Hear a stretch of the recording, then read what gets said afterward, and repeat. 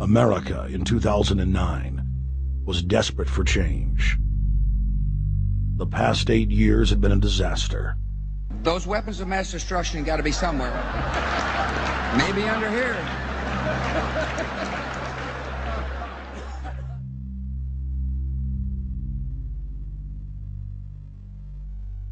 George W. Bush, who had claimed to be a conservative, had tripled the size of the federal government, shredded the Constitution, and destroyed the image of the United States worldwide. Nope, no weapons over there. Endless wars, over 1 million dead Iraqis, and more than 5,000 dead U.S. troops. The Patriot Act, warrantless domestic wiretapping and spying, the end of Posse Comitatus, the rise of the treasonous North American Union, a deepening recession sliding towards total economic collapse. These factors and other abuses had the American people in a state of panic for their future and the very existence of the United States. The elite were in trouble. The people were beginning to see through their facade, past their front man, and to the ruling elite behind the throne. For the first time in U.S. history, both parties were universally hated. Congress had a 9% approval rating. The globalist agenda had stalled. And then, onto the scene came a man who promised change we could all believe in. Barack H. Obama promised to end the war and bring our troops home fast. He pledged to uphold the Constitution and to stop the federal government from spying on the American people. Candidate Obama told American workers that he was going to get them out of NAFTA and GATT, and he's already breaking those promises. In this film, we will prove that Obama says one thing and does another, and that he works for the very same elite interests that Bush served, the very interest engineering the financial collapse and formation of a dictatorial world government.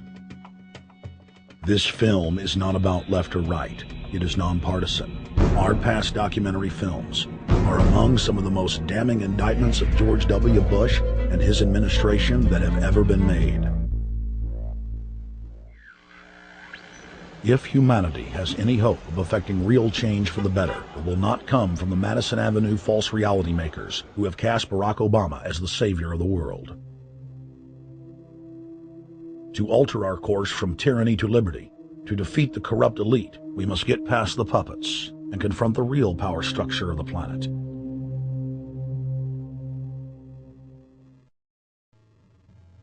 Obama pledged in hundreds of speeches and interviews that within 6 months of being elected, he was going to bring our troops home from Iraq.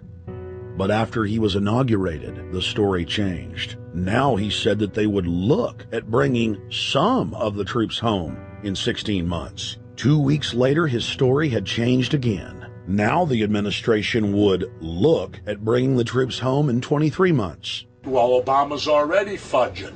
He's fudged since day one in this election, where he first said we're getting out. Well, now it's a timetable, and now it's da-da-da, because they're getting to him. They're understanding that, and he ain't going to be able to get him out because people more powerful than him got us in. When he first ran, remember, he was going to take the troops out. I get in there, troops come home. Day one. There is no military solution in Iraq, and there never was. I will begin to remove our troops from Iraq immediately. And then that went to 16 months. And now he's going to add, they're saying, another 30,000 or more troops to Afghanistan. Next, he sent 30,000 more Marines to Afghanistan, doubling the total number of forces in the crosshairs.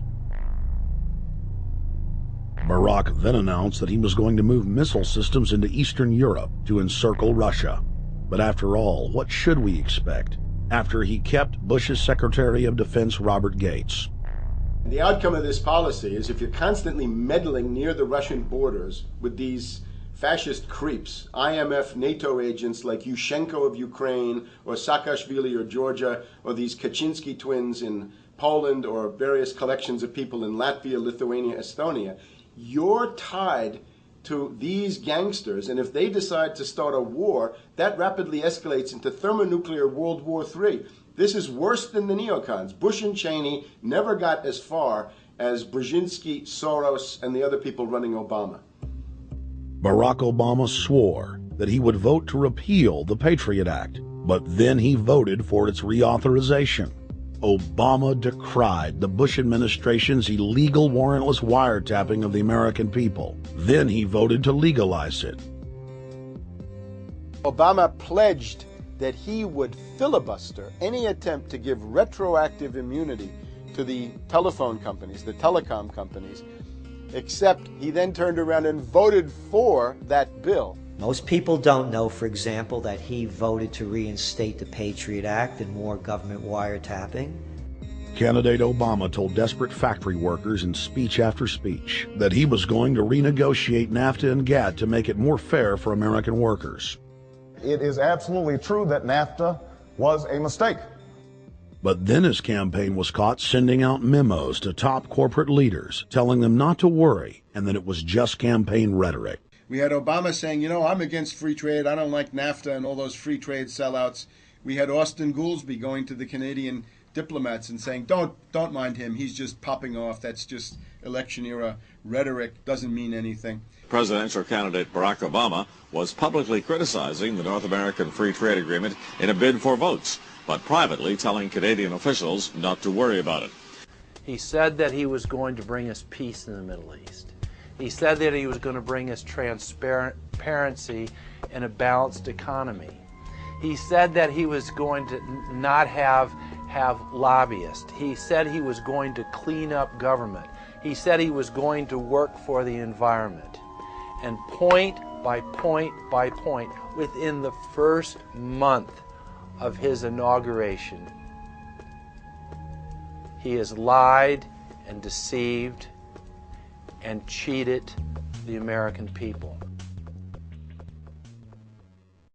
Humankind is at a historic crossroads. The forces of globalism are marching towards absolute despotism. Look in the mirror, count the cost, and decide, are you going to let history repeat itself?